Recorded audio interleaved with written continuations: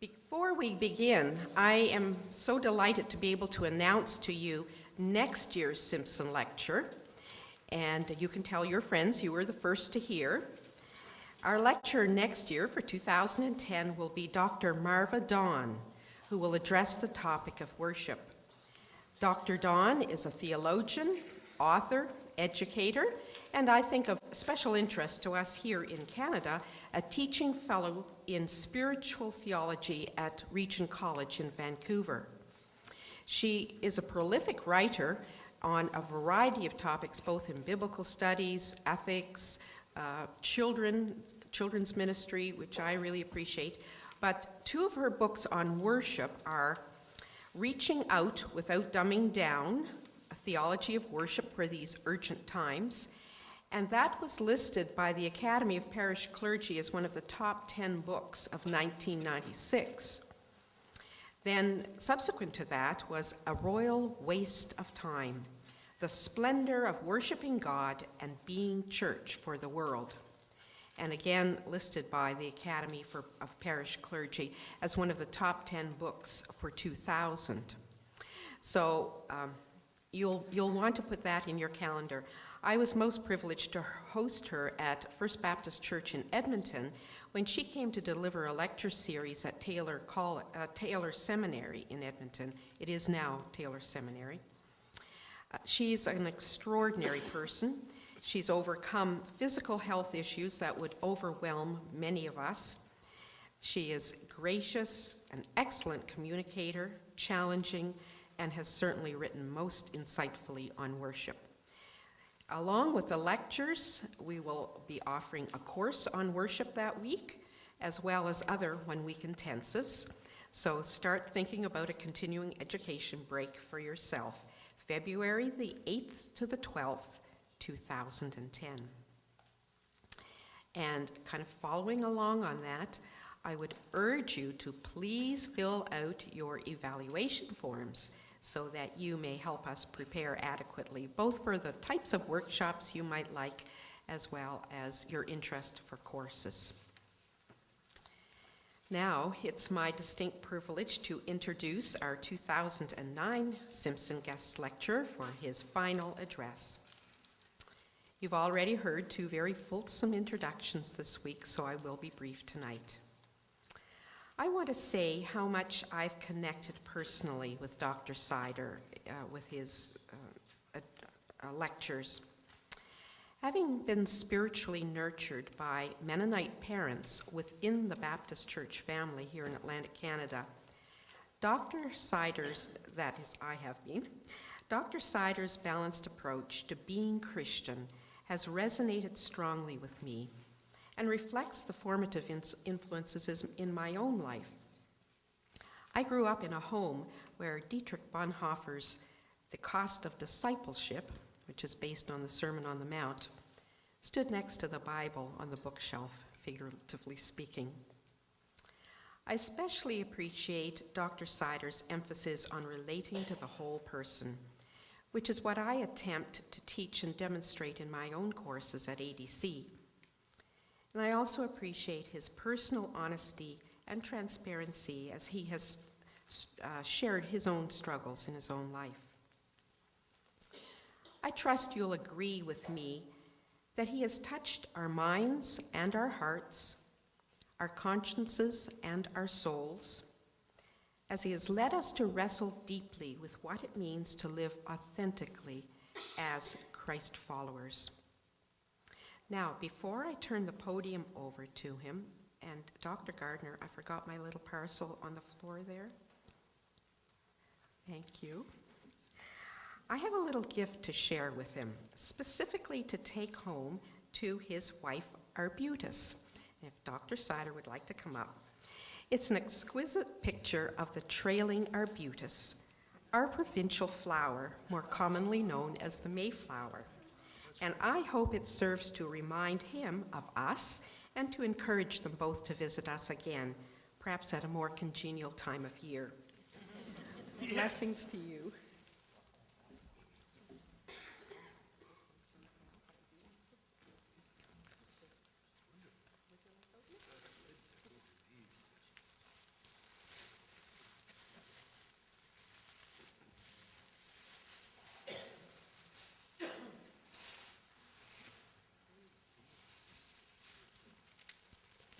very, very much. That's very special to me, and my wife will love it as well. Really appreciate it. Can we see it? I don't know if you can. No?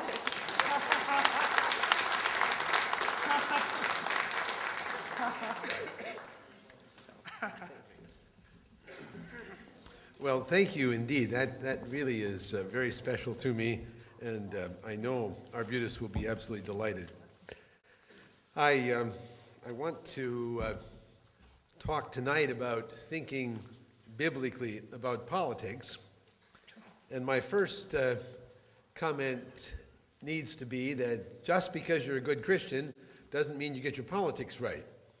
Now, I thought of illustrating that with more recent figures like Stephen Harper and George W. Bush, but then I decided I would stay away from that.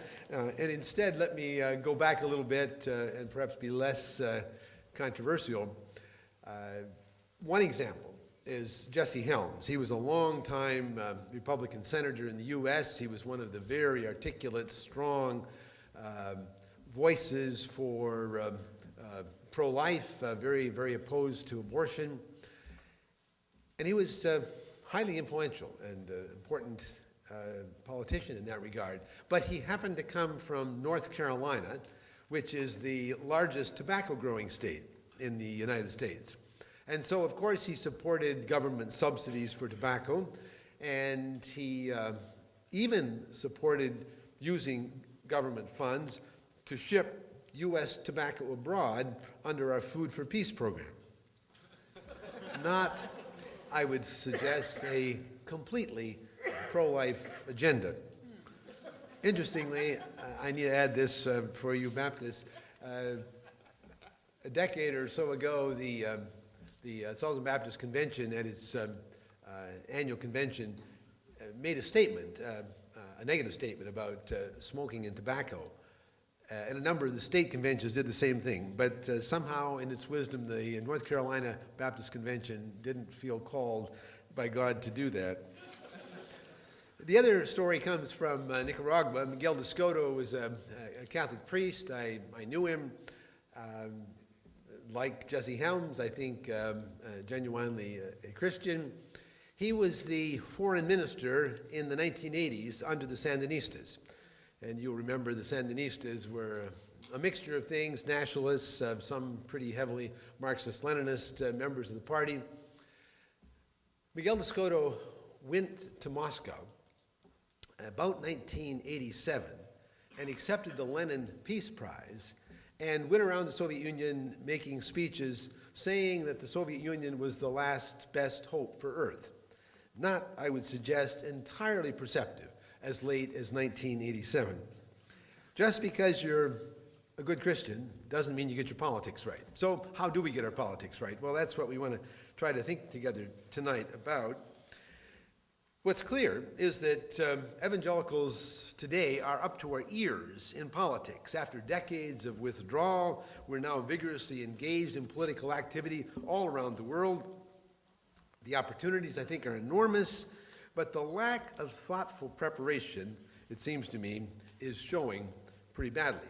You can see that involvement, of course, in the U.S., Jerry Falwell's Moral Majority in the 80s, or Pat Robertson's Christian Coalition in the 90s, or the massive evangelical support for George W. Bush in 2000 and 2004, 78% I think it was in 2004, or Jim Wallace' very close connection with President Obama. In the last decades, evangelicals in other parts of the world have also been increasingly engaged. In Latin America and Asia, we have had, I believe, in Africa, we have had 8 evangelical presidents just in the last 20 or so years. And there have been in just Brazil alone a number of Spanish-speaking and Portuguese-speaking evangelical political parties. Well, there's a recent book by an evangelical political scientist, Paul Freston, published by Cambridge University Press, and he surveys and analyzes this sweeping new evangelical political engagement in the developing world. And his conclusion, Well, in spite of positive developments, Preston says, there's widespread confusion, ineptitude, misguided policies, and considerable ineptitude and even corruption. In Zambia, for example, President Frederick Chiluba was widely known as an evangelical. He was elected president of Zambia in 1991. He appointed several evangelical pastors to his cabinet. He proclaimed that Zambia was a Christian nation, and he said, I quote, I submit the government of Zambia to the lordship of Jesus Christ. Unfortunately, Chiluba violated human rights, tortured opponents in custody, bought votes, and allowed widespread corruption in the government. And when he tried to change the Constitution so he could run for a third term, he tear-gassed opponents. Preston blames much of this kind of failure on a lack of systematic evangelical reflection on the nature of political engagement. He says, and I quote, a community that goes from apoliticism to political involvement without teaching on biblical political ethics will be susceptible to the prevailing political culture. Ed Dobson, who was Jerry Falwell's vice president in Moral Majority in the early years, later on lamented the lack of systematic, coherent reflection. And he said their approach in those years was ready, fire, aim. The absence of any widely accepted systematic evangelical reflection on politics leads, I think, to contradiction, confusion, ineffectiveness, even biblical unfaithfulness. Consider one example: the inconsistency with regard to the sanctity of human life. Almost all evangelicals agree with the basic principle that every human being is inestimably precious. But many highly visible evangelical pro-life movements focus largely on the question of abortion, as if, as one wag commented, life begins at conception and ends at birth. But what about the millions of children who die every year of starvation, or the millions of adults killed annually by tobacco smoke? Are those not also pro-life issues? Evangelical failure to develop a systematic, comprehensive political philosophy contrasts sharply with what other Christian traditions, especially Catholics, have done. As you know, Roman Catholics have well over 100 years of careful, systematic reflection, especially in the papal encyclicals. Mainline Protestants have people like Reinhold Niebuhr and many others who have thought carefully about it. We simply don't have that level of careful political reflection in the evangelical community, although thank God that it is changing significantly in the last few years. Now, some people, after getting into politics for a little while, or after observing it a little bit, conclude this is such a mess, we simply ought to stay away from it, avoid it. And I want to say absolutely not, no, for two reasons. The one is practical, and the other is theological. The first point is that it's a simple historical fact that political decisions have a huge impact, for good or ill, on the lives of literally billions of people. Think of the devastation and death that the world might have avoided if German Christian voters had not elected Hitler to office. Think of the freedom and goodness and joy that followed for tens of millions of people from the fact that evangelical political activist and MP William Wilberforce labored for over 30 years and eventually persuaded his colleagues in the British Parliament to outlaw first the slave trade and then slavery throughout the British Empire.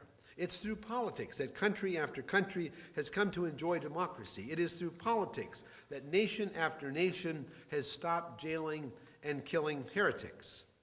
It is through politics that Marxist-Leninist totalitarianism first conquered and devastated and then waned and disappeared in Eastern Europe and the Soviet Union. It is through politics that we develop laws that either restrain or permit abortion, that allow or forbid gay marriage, that harm or empower the poor, that protect or destroy the environment. Politics is simply too important to ignore. And the theological reason for political engagement, I think, is even more compelling. The central Christian confession is that Jesus is now Lord, Lord of the entire universe. The New Testament explicitly says that he is now the ruler of the kings of the earth. All authority, he said, in heaven and on earth has been given to the risen Lord. Christians who know that must submit every corner of their lives to this wonderful Lord. And if we live in democratic societies where we have the freedom to vote, our votes, or even our failure to vote, shapes what happens in the important area of political life. One way we Christians love our neighbor and live out our belief that Christ is Lord, even in political life, is to think and pray for the wisdom to act politically in ways that best reflect the fact that Christ is Lord. But that, of course, raises a very important question. Is there an approach? Is there a method? Is there a framework which will help us to do that? And this is what I want to flesh out for you in this lecture. I want to, in fact, do four things, briefly.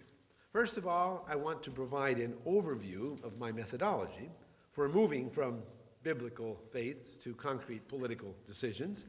Second, I want to sketch what I call a normative biblical framework for that engagement.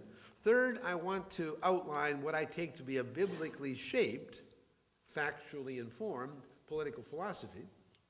And then finally, I'll make a few comments about the way the evangelical world is changing politically, especially in the U.S., and what that might mean for evangelical Catholic cooperation in particular. First of all, then, my methodology.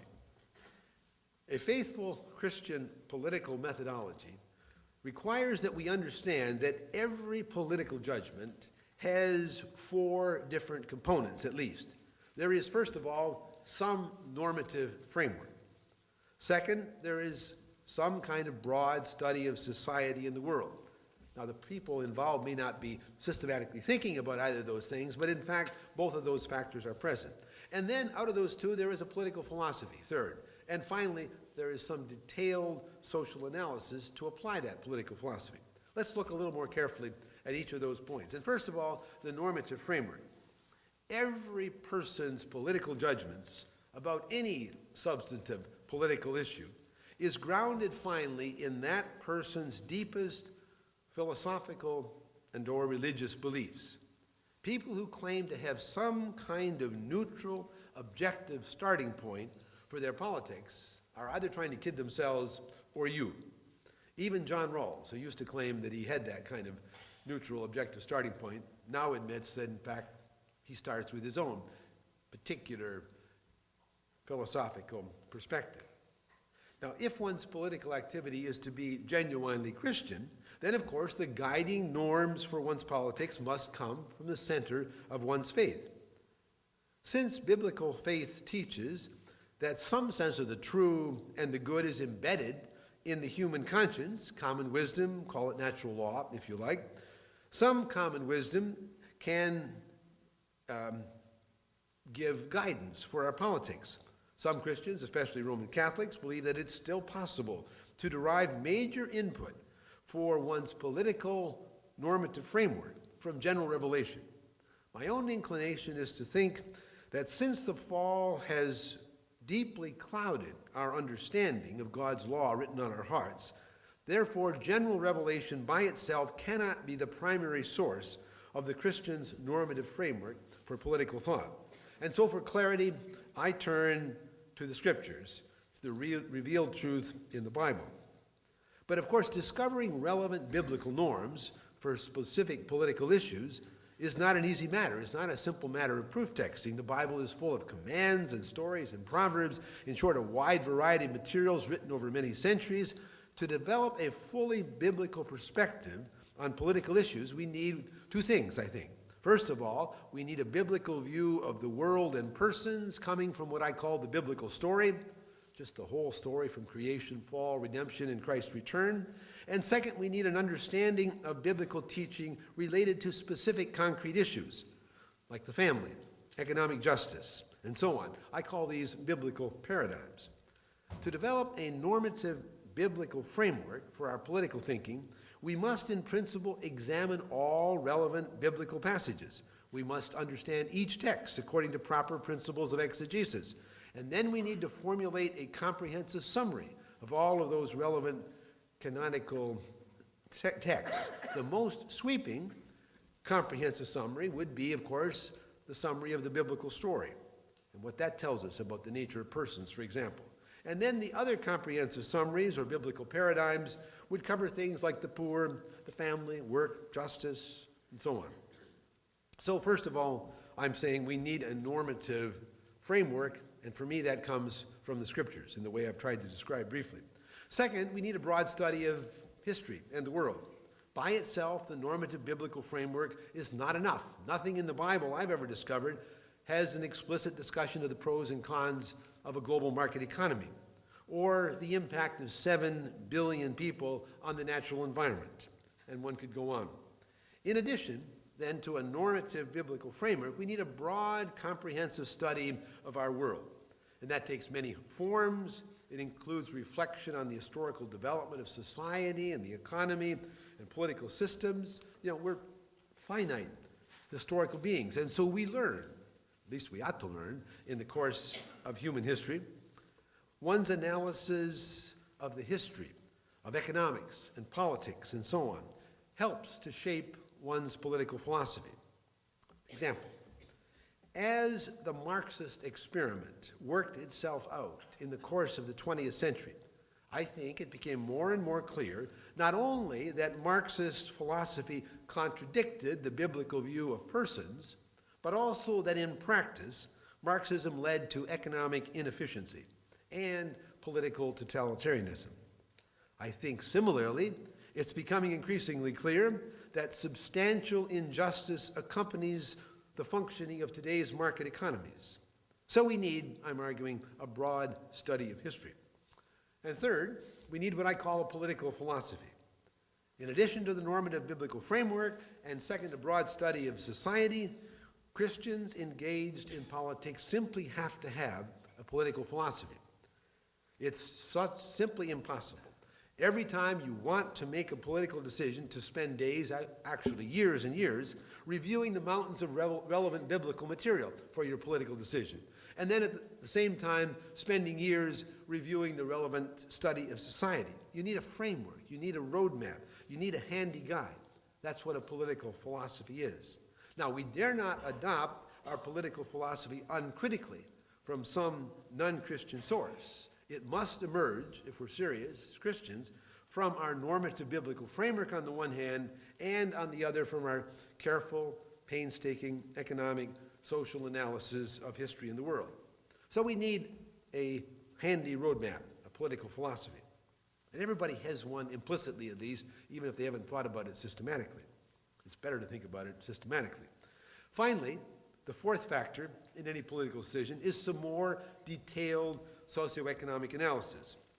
If you're going to decide whether or not to vote for Mr. McCain or Mr. Obama or whatever, you've got to study their platforms and apply your political philosophy to that particular legislative item or this particular election.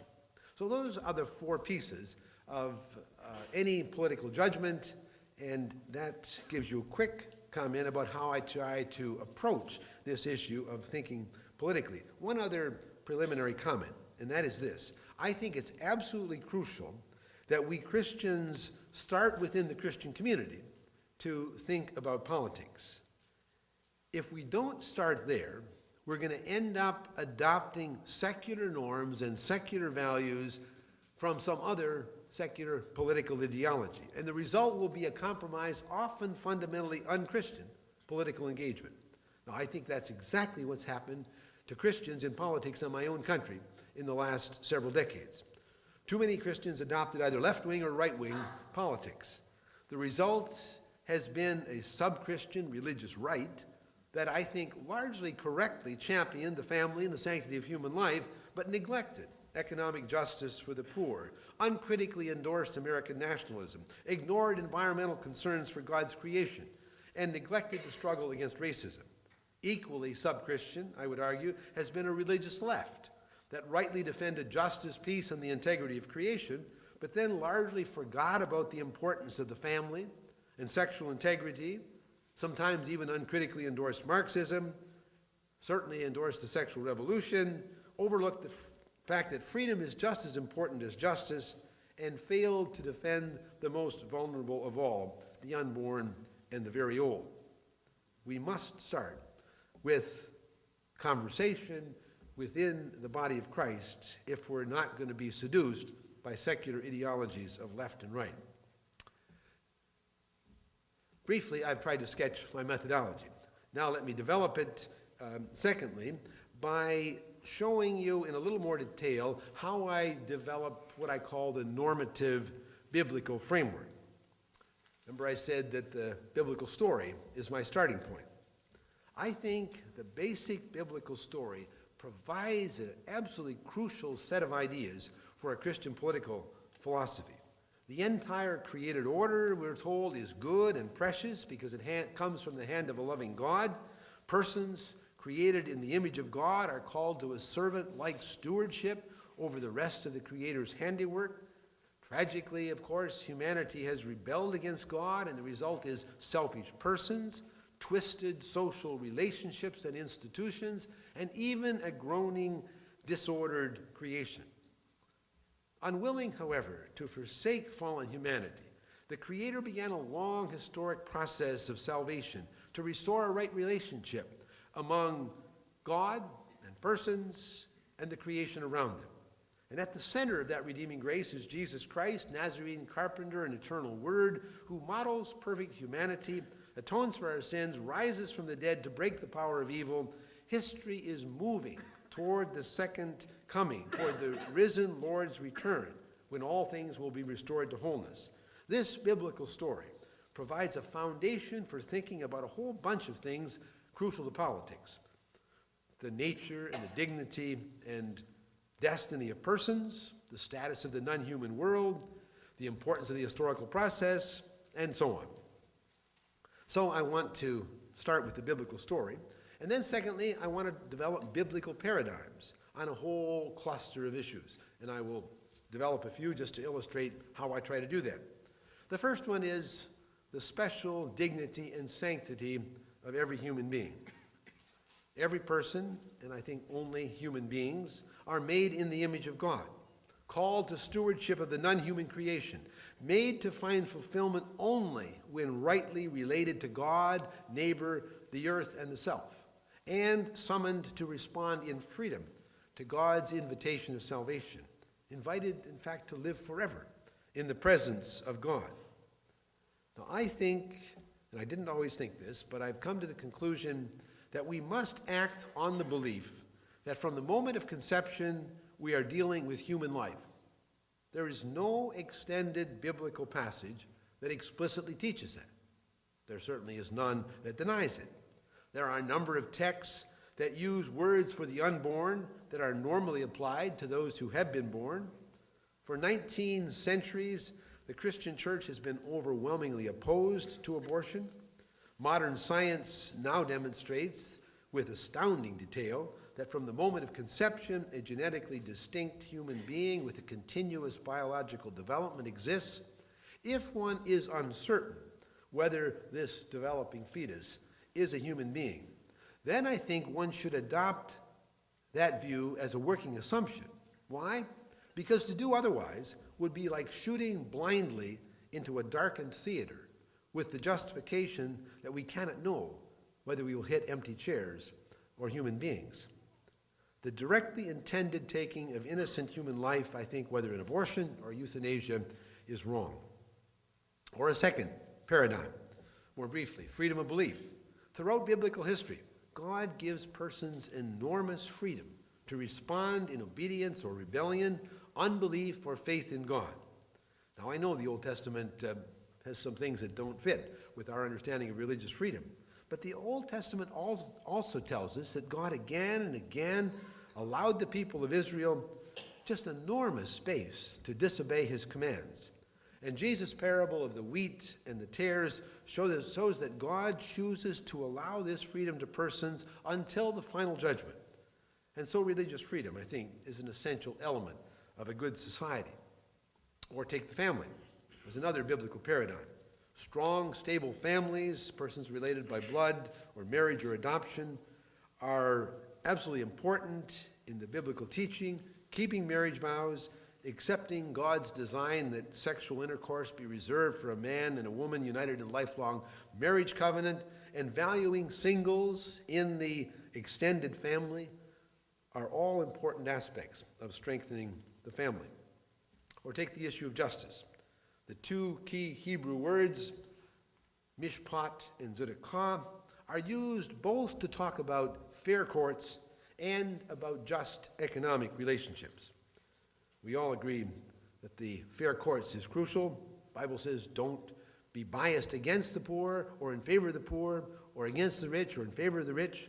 But it also talks a lot about fair economic relationships. I talked about that last night a little bit, that God wants God wants access for everyone to the productive resources so they can earn their own way.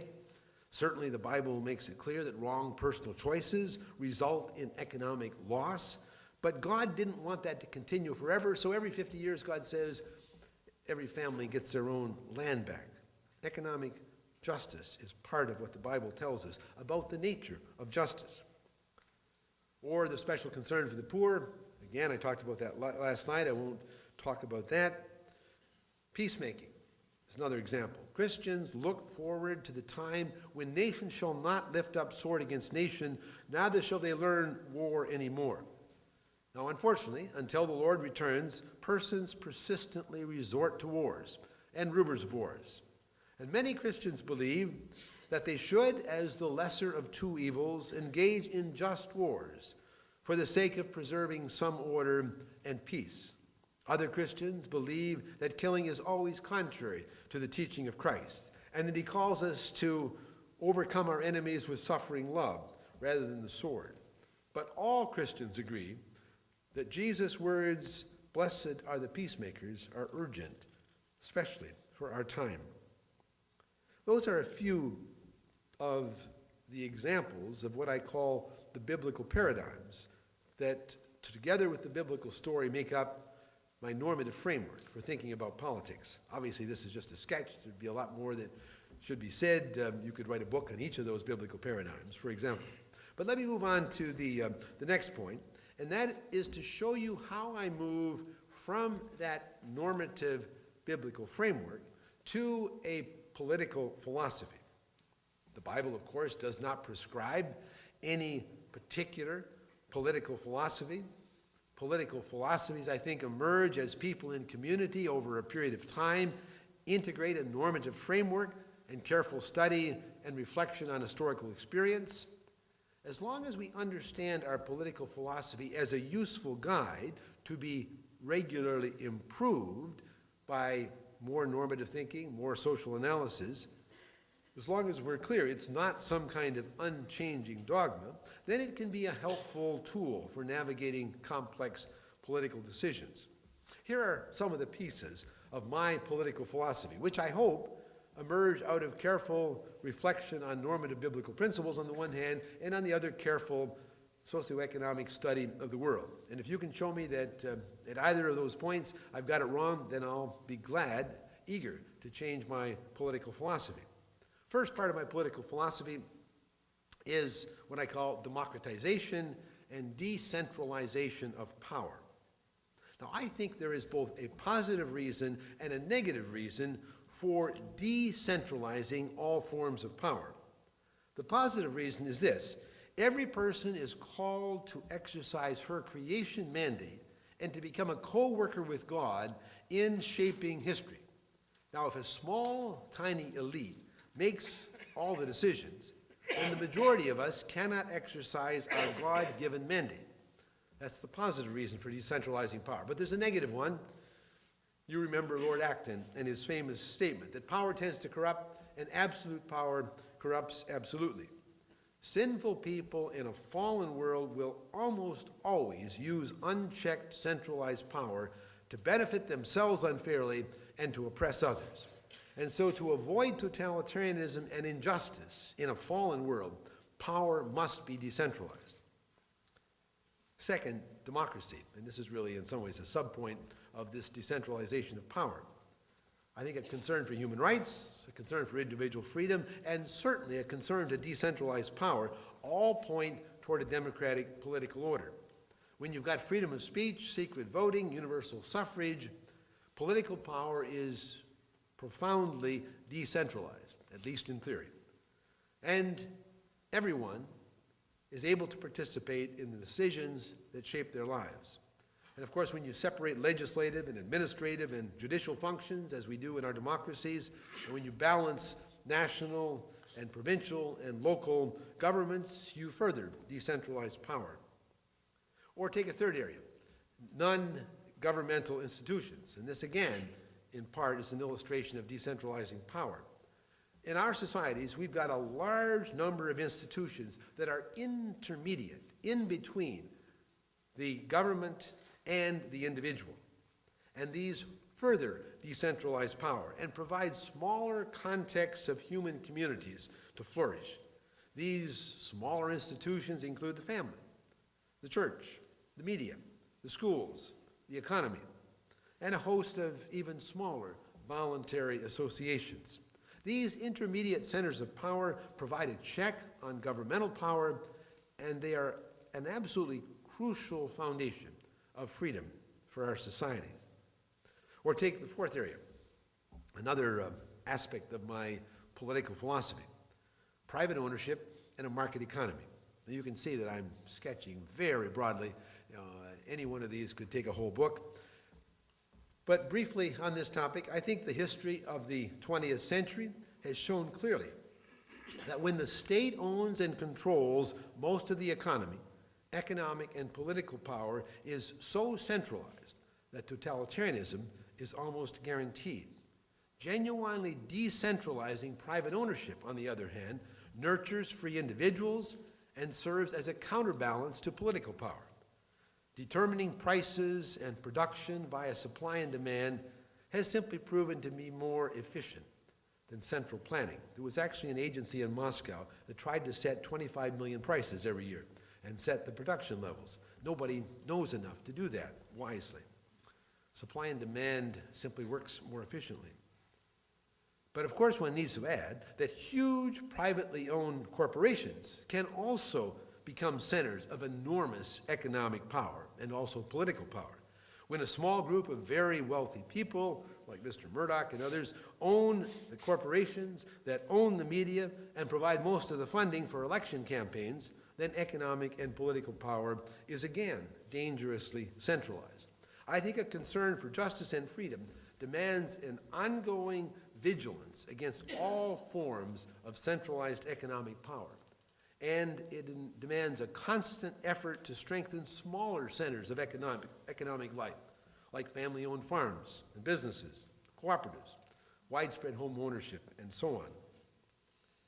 Or take my political philosophy with regard to the family. Government, I think, rightly recognizes and favors the family, that is, those related by blood, marriage, and adoption, and especially the nuclear family, wife, husband, and children, with its larger circle of extended family and grandparents and so on. It rightly recognizes that as an essential element of a stable, wholesome society.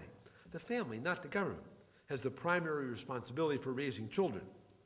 Religious institutions can do far more than government to strengthen the family, but government should do what it can. That, I think, includes discouraging, although certainly not criminalizing, divorce and sexual promiscuity. I think it includes recognizing that children are best served when they live with both of their biological parents. It also includes not broadening the definition of marriage to include gay partners and not defining family as any two or more people who cohabit. But at the same time, it involves enforcing the basic civil rights of everybody, no matter what their behavior. Government rightly offers tax and other benefits that favor marriage rather than cohabitation or divorce. Another area, caring for creation and a sustainable planet. I think responsible care for creation flows from a biblical worldview, We obviously face a long-term environmental crisis. Utilitarian attitudes must be balanced by a recognition of the intrinsic worth of all God's creation and human responsibility to act as God's faithful stewards. Human beings have far more worth than plants or animals.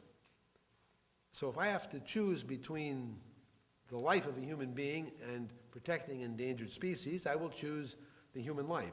But very seldom, if ever, do we have to choose between taking a human life and destroying an endangered species. Usually it's a choice between growing affluence and obliterating the handiwork of the Creator. I could go on and talk about a variety of other things, the role of government, the priority of the poor. I'm going to skip some of those things, just one or two final pieces of my political philosophy. And I want to mention what I call a consistent ethic of life. I think one of the very first, probably the first and most basic human right is the inviolable right to life of every human being. I think the first and most basic responsibility of civil law is to ensure that this right is recognized and protected. And I think, as I suggested earlier, that abortion involves the direct, intentional, and violent taking of human life. I think no law which legitimizes the direct killing of innocent human beings through abortion is just. And so I think we should work for the legal protection of the unborn and oppose public funding of abortions. At the same time, we must develop a wide range of alternatives to abortion, both to reduce the evil of abortion and also in recognition that there are two people directly involved, not just the baby. A caring society will surround women with unwanted pregnancies with love and concrete support, including financial assistance and better adoption alternatives. I also think that euthanasia, the direct killing of the aged and infirm, either with or without their consent, is wrong.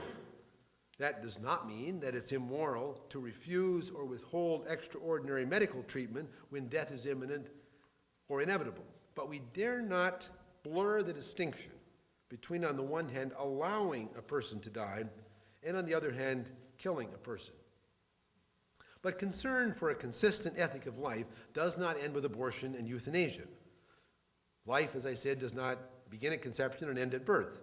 Tens of millions of people die unnecessarily every year of starvation and malnutrition and AIDS. Tobacco kills millions of people prematurely every year. Capital punishment kills human beings. Should we really kill people to teach people that killing is wrong? We should seek to protect the sanctity of human life wherever it is threatened and violated. I think that respect for human life is what Cardinal Bernardin of Chicago used to call a seamless garment. A consistent ethic of life opposes and seeks to reduce not only abortion and euthanasia, but also capital punishment, starvation, cigarette-induced cancer, and on the list goes. Well, that in brief, very briefly as you see, is the kind of political philosophy that I hope flows from my methodology. I hope it flows consistently from my normative biblical vision on the one hand, and on the other, a careful study of the world. Now, to arrive at any specific conclusion, how to vote last fall in our election, for example, one, of course, has to apply that political philosophy to a concrete political situation. I tried to do that this fall.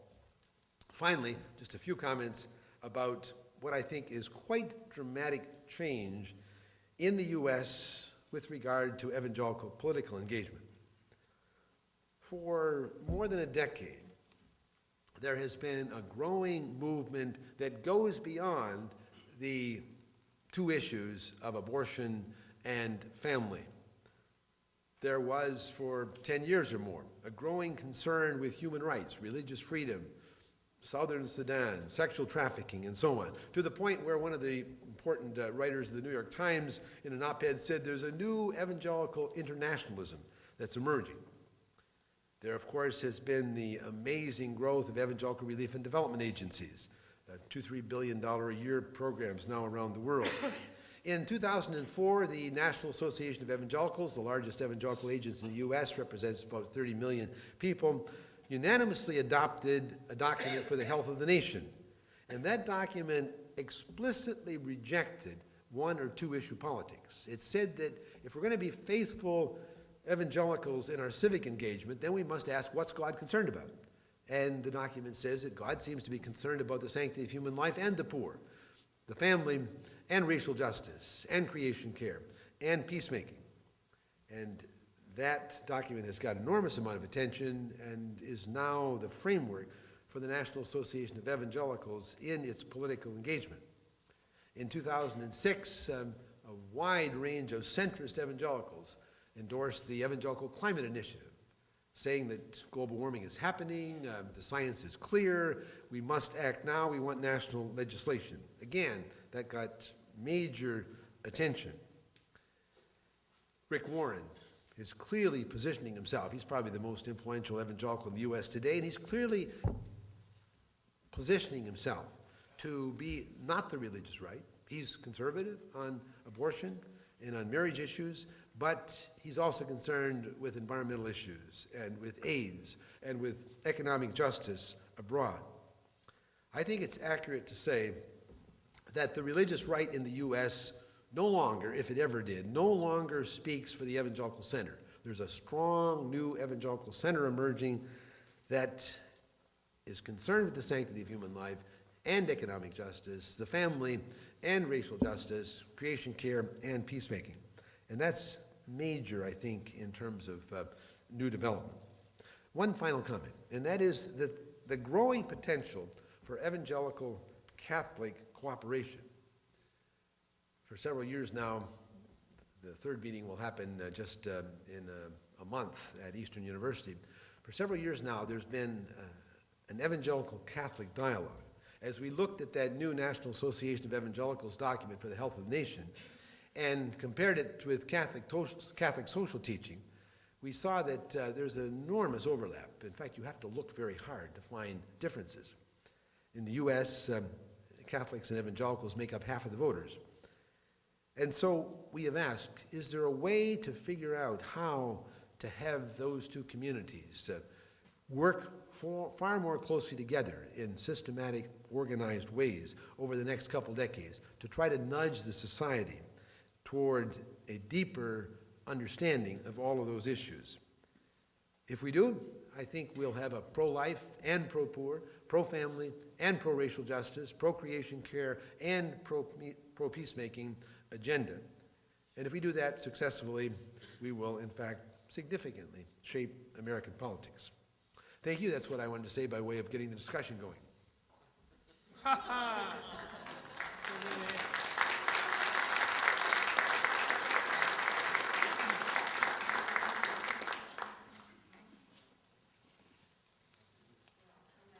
Once. Okay, thank you, Danny. There is going to be some engagement. I think that lecture was packed with issues that will invite you to respond. So we do have some time for questions. And are there any to start off with? Sure.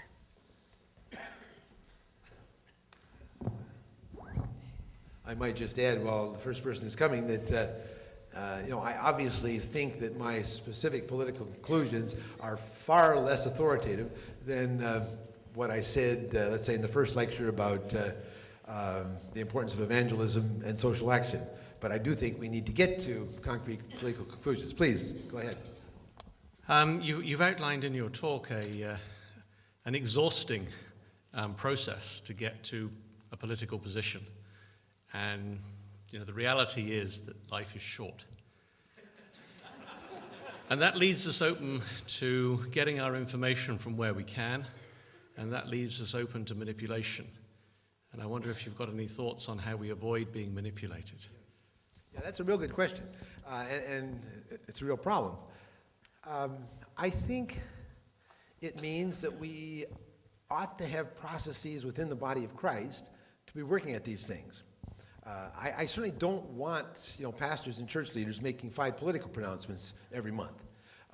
But I think we ought to be nurturing people who understand how to think about politics. I think we also need organizations, perhaps parachurch organizations, that in fact work at this more systematically and more extensively. I also don't mean to suggest that you shouldn't be engaged politically until you've spent 5 years doing what I've just outlined. I think you can begin to apply that framework. You have some sense of key normative biblical principles, and you have some reading of history, just as a educated Canadian. If you begin to think systematically about it, you'll begin to see how, well, maybe this particular biblical principle will lead to modification of this or that. I fundamentally changed my position on abortion in my lifetime. I used to be so pro-abortion that I thought it was perfectly fine to use it as a population control measure. And I've, as you can see, fundamentally changed that. We ought to be growing in the course of getting older and reading more. So, start where you are. Keep thinking about it as you can. Be a part of a body of Christians where you've got some people that think about it even more. The Christian ethicist at Acadia Divinity College has got more time to think about that than many of you do. Those kinds of persons, have a special responsibility to help us in that. So I wouldn't want what I've said to lead you to say, "Oh my gosh, that's so complex that it's impossible." I would rather have you conclude that, okay, that's a basic framework. I've got some biblical principles. I've done some thinking about the world, even though it's modest, and I see how that fits together. So I'll keep building on that. Does that work? Can I come back?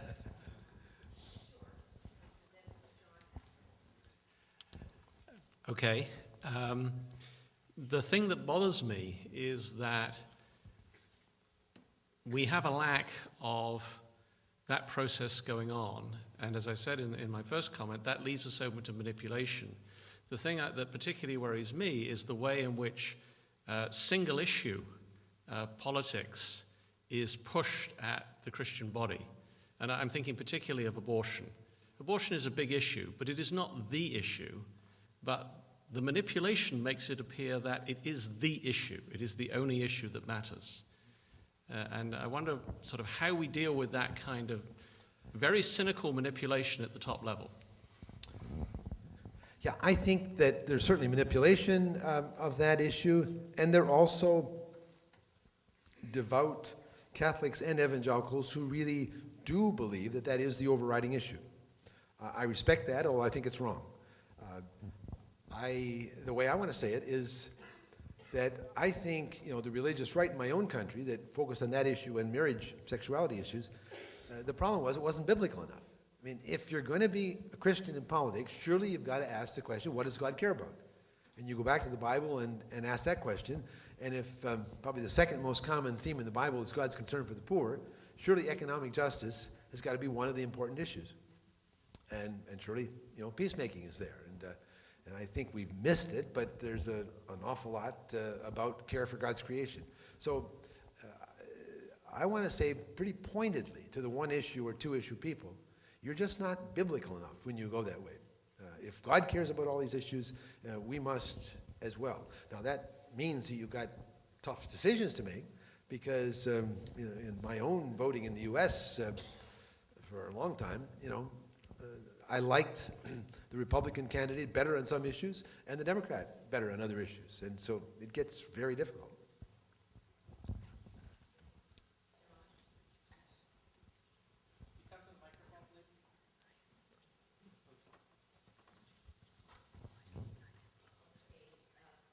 Oh, no, I'll wait.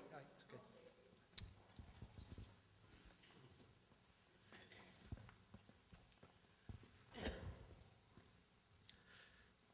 Thomas Oden has been encouraging that evangelicals don't go down a road that he traveled.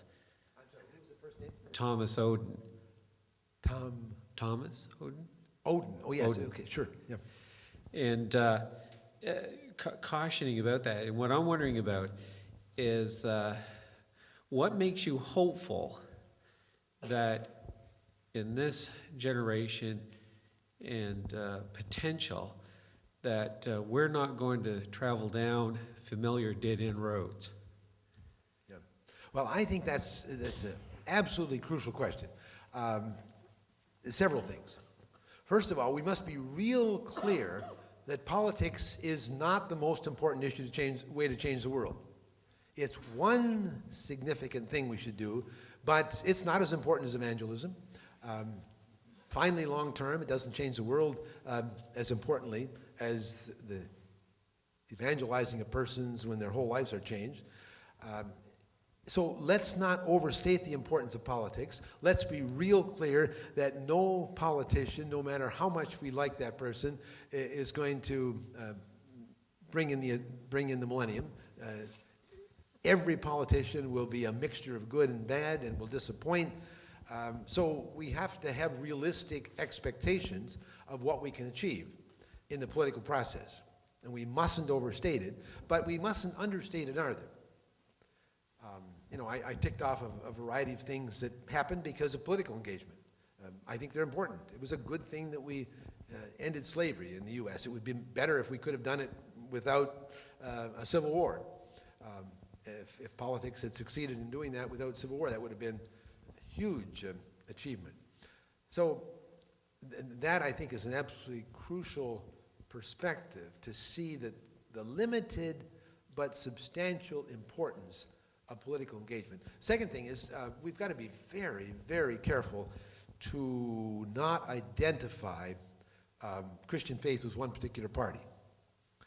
A lot of evangelicals in the U.S. did that in the last couple decades. A number of us are trying hard to make sure we don't do it now in a different way with President Obama. And in fact, there's a significant group of Christians that are meeting off the record to try to help each other, to think carefully about that. Some of us have some pretty good connections with the Obama White House, and the last thing I want to do is repeat, the cycle of uncritically endorsing President Obama. He's wrong at a number of points. He'll make big mistakes, and it's absolutely crucial that we be ready to critique when we think there is mistake there. So that kind of careful distancing is essential.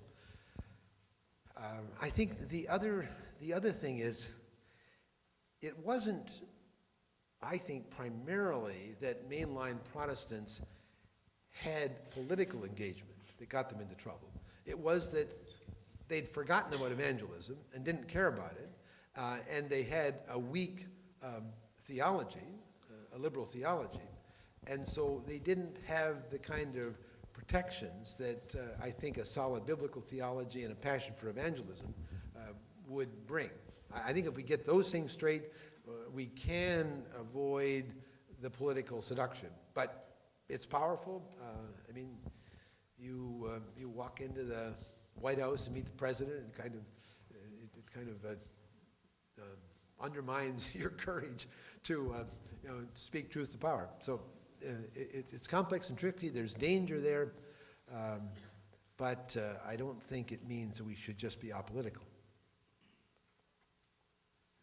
But Tom Oden's is a friend, and I respect him enormously, and I want to hear those kinds of warnings loudly and clearly. I have two questions. I'll ask the first one. It's a very urgent issue here in Canada. We've lost our most privileged nation status because of our disregard for Aboriginal rights in this country.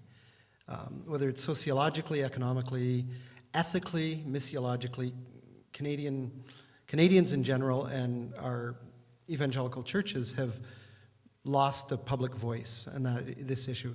Maybe we've simply let the United Church, the Anglican Church, and the Catholic Church take the blows for sad past. Why is it that we as a nation, and I think, the United States would be able to associate itself with this comment, why is it that we as a nation would have such an indifference to the plight of the poorest of the poor who are among us? And I am thinking specifically of Aboriginals in Canada, or First Nations. I mean, I don't know the answer to that, but it's certainly the case that both in Canada and the U.S., we've done awful things to the Native peoples. We stole their land. In the U.S., we made hundreds of treaties that we just consistently broke. Here and there, you've got examples of committed Christians that stood against that. One of the things I like about Charles Finney, and he was the sort of the Billy Graham in the middle of the 19th century, but he was also one of the champions against slavery, and he was one of the founders of Oberlin College. It's now a very good secular school, but it was a thoroughly evangelical school in the 1840s and 50s and so on. And they would send out missionaries. They were very passionate about evangelism. They would send out missionaries to the Indians, but they also stood with the Indians and shouted and screamed about the way the American government was breaking the treaties with the Indians. Now, if we had been consistently there, the whole history of European, Native Canadian, Native American relations would be fundamentally different. I think it's just a sinful failure. Our self-interest overcame any kind of biblical understanding of justice, and we have to repent.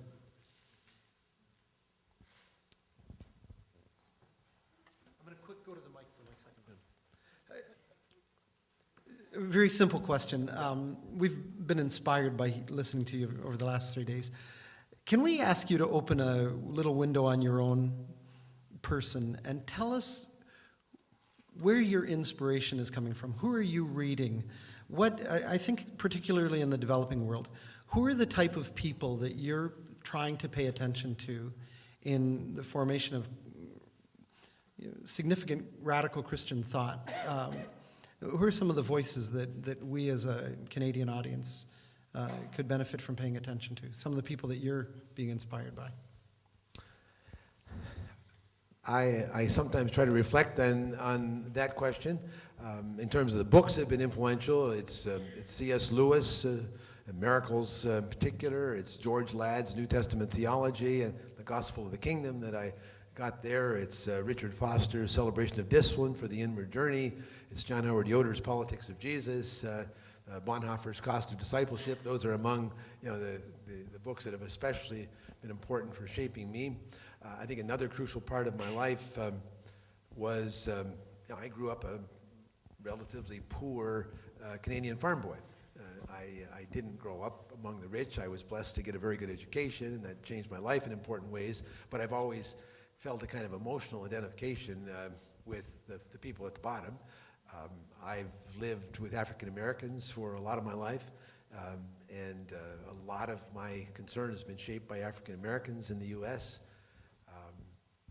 I have had the privilege of working with developing country evangelicals, Samuel Escobar and Rene Padilla, for example, people my age, Vinay Samuel from India, and the whole network of third world evangelical theologians committed to holistic ministry. That's been an important part of the shaping of my life.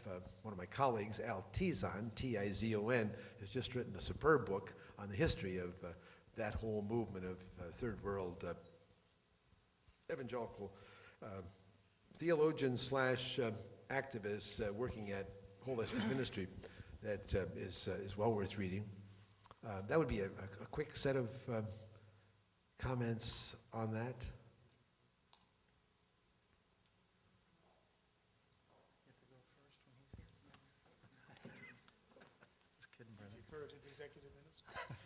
Thank you. I come here with much trepidation because what I'm going to tell you about is a very bad experience I had, and it's. I just want you to know my heart. Everything you've been talking about is near and dear to my heart, but God has just placed this burden on my heart, and I can't get away from it.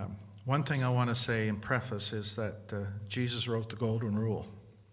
Jesus wrote the Golden Rule, not the ruler company or 3M or anyone like that. But in my view, he was the one that gave us. Do unto others as you'd have them do unto yourself. But I took the time and prayed and prepared to go to the all-candidates debate in Fredericton before the election. And there were 5 candidates, Conservative, Liberal, Green, NDP, and the Young People's Party. anyway, I can't remember the name of it, but it was moderated by the local editor of the local newspaper. And I asked if I could ask a two-part question, and I might point out that several two-part questions had been asked. And here's the question that I proposed. Number one, if you knew that there was a law on the books in Canada that meant that human beings would be harmed grievously, would you take action to see that that was taken off the books? Would you try to have it changed? The moderator interrupted right away, said, "You're trying to set someone up here." I wasn't. Well, he said, "You better ask the B part of your question." The B part of my question was, do you people know what actually takes place in an abortion procedure? Well, then the boo started and all that, but that I was prepared for that. And the Green Party answered first, and of course she said, "I'm for a woman's right to choose." No discussion. And then right down through the rest, except the young man, a Christian, a born-again Christian, who was running for, of all parties, the NDP, was honest enough to explain his point of view. The others followed what the Green Party lady said. And these are educated, intelligent, well-thought-of men and women that ran, and eventually the Conservative was elected. And that, on one level, bothered me. I wasn't trying to trick anyone. I believe in education.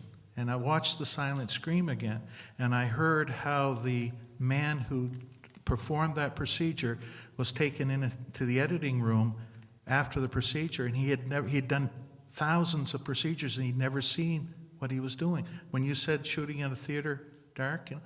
So I'll get to the point. I understood all the catcalls from the people, but really what bothered me was the Christians that I knew were in the audience that I consulted afterwards, and to a person who's, "What are you doing asking a question like that?" So I've been listening to you all week about the personal sin and the community, or, sin. A lot of Christians in various levels of authority don't want to talk about it. And I don't understand why. And I don't know how we can expect to have, and I agree, I love the way you chart out how we can learn and be involved, and we should be. We've just had a born-again man elected the head of the Conservative Party in New Brunswick.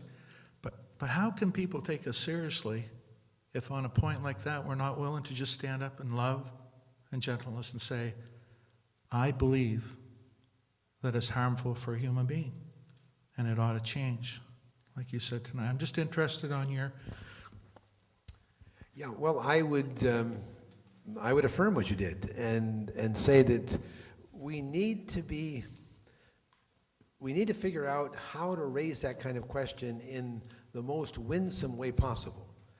I don't think we do it successfully by carrying signs, "baby killer," and things of that sort. And too often, both on this issue and on the gay issue, we have done it very, very badly. But we must raise these important issues, and in doing so, we test whether or not the society is really serious about what it says it believes, namely for genuine freedom of speech and genuine tolerance. That ought to mean that the society is open to people thinking very different thoughts and us listening carefully to all those different viewpoints.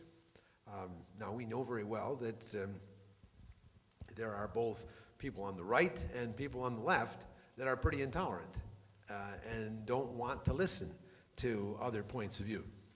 I was struck with the case just in the last couple of days here, or this weekend maybe it was, at St. Mary's University, I believe, where a pro-life person from Alberta, I believe, was shouted down, and the response to the university was not to evict the people who were shutting him down, but to end the conversation. We can be wise champions of genuine freedom of speech at this point in time on that issue and some other issues. But it takes courage, and sometimes we'll be shouted down and treated badly. After the Proposition 8, which passed in California at the last election, which reversed a California Supreme Court decision and defined marriage as between a man and a woman, there were vicious attacks on the Mormons and other people, other religious people who had supported Proposition 8, to the point where it was just pretty serious, nasty stuff. And some of us signed a full-page ad in the New York Times saying this kind of behavior is just not acceptable in a free society that wants to respect different viewpoints. Okay, I'm going to allow 2 more questions because I saw 2 people come to the mic. But Dr. Sider has to get to the airport hotel tonight, so we can't hold him too long. So Peter and then Jennifer. I'm going to try and keep my question short so you can answer. The question really, Dr. Sider, really appreciated what you shared tonight. As you know, quite large differences between Canada and the U.S., not only politically, but in terms of the way that religion works out in public life. And in Canada, tends to be much more of a private issue. And so our politicians, I think on whatever side, tend to want to avoid those kinds of things. And maybe Hal has raised that particular issue in terms of how do we, in this country, raise issues in a thoughtful, intelligent way that they will be heard, because it seems like, for the most part, religion in Canada is almost scorned, where in the U.S. Politicians have to listen to people, whether they're on the right or left. Here it's like, it's scorned and almost irrelevant, I think, our voice is in Canada. So if you could just answer that, please. Yeah. That prompts me to make one important clarification. The fact that I said it's crucial to start in the religious community and develop a normative biblical framework as the source of one's principles and norms for one's political engagement does not mean that when you proceed to move into the larger society and argue for this or that political position, that you then quote Bible verses, or that you're even explicitly religious in that discussion. When you move from what you have sorted out as your own framework and your own conclusions on issues, and I do think we need to do that in the body of Christ, so we help each other do that better. But once we move into the world, we need to ask, how can we communicate? What is the best way to help the larger society understand us? And that, of course, depends on the political setting. It's still possible in the U.S. in some cases to use even explicit biblical kinds of arguments. It isn't always, in fact, with some frequency, it's not wise, but sometimes it is. It's less likely to be wise for you, but you can argue in terms of long-term self-interest, in terms of the common good, a variety of arguments that people in general can understand. And so that translation of one's position and one's reasons for positions into language that the whole society can understand is absolutely crucial. And figuring out how to do that in a way that is effective, in a way that's sensitive and winsome, all of that's crucial.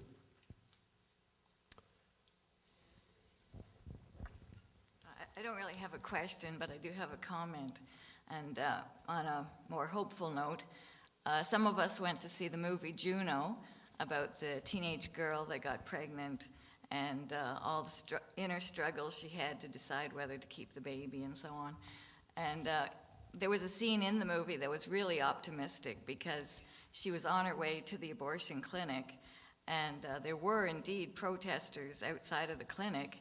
And one of the protesters yelled at Juno and saying something, I don't remember the exact phrase, but your baby's heart is already beating or something along that line. And Juno just was frozen in her tracks, and she couldn't get it out of her head.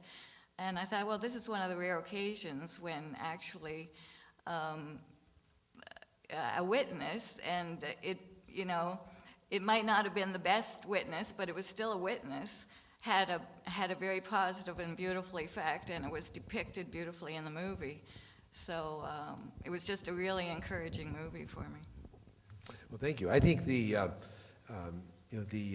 crisis pregnancy centers, which have sprung up over the last several decades in the U.S., hundreds of places, have been important ways to express love for young mothers who are pregnant and are struggling with that pregnancy.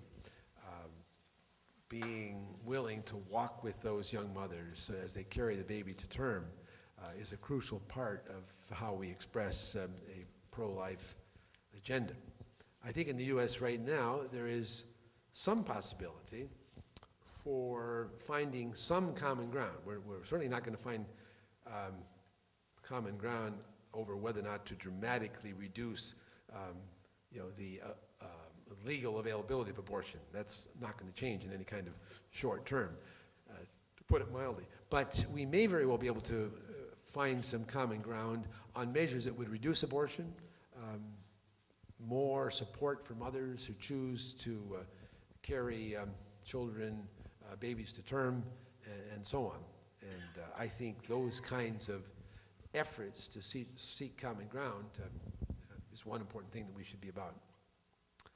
My final comment would just be that, to say again, I don't think that political engagement is the most important thing we do. I don't want the Baptists of Canada or the evangelicals of Canada to become preoccupied with politics. I just think it's one of the significant things we do because Christ is Lord of all, and I think it does provide an important way that we love our neighbor, and so we must do it more carefully and systematically. I think we need more global dialogue on this. I think American evangelicals would benefit enormously if they were listening to Canadian evangelicals and evangelicals around the world in terms of their political engagement. I think that kind of dialogue is important. I might just end by saying that the World Evangelical Alliance, that is the global network of national evangelical fellowships and alliances. I think I mentioned that Jeff Tunnicliffe, who's a Canadian in Vancouver, is the very creative and gifted head of that World Evangelical Alliance. I've been asked to lead a process in the World Evangelical Alliance, and the process is to support national evangelical fellowships around the world so that they can have a 30-month process, bring together a broadly representative group of evangelicals in Zambia or Philippines or whatever, and ask the question, what is a biblically faithful, factually grounded approach to political life at this point in time in this country? And the World Evangelical Alliance is going to provide some support for that. I've had the privilege of being asked to lead and guide that. And hopefully, in the course of that, we'll have a lot more evangelicals in different places thinking more carefully and wisely about political engagement. And in the process, I hope there'll be more global dialogue because it's perfectly clear that national boundaries bring blinkers and limitations, and when we dialogue in the global body, we are helped to get beyond that. I trust and pray that that will happen in at least some modest ways in that process. Thank you for the time together. I've enjoyed it immensely. God bless you.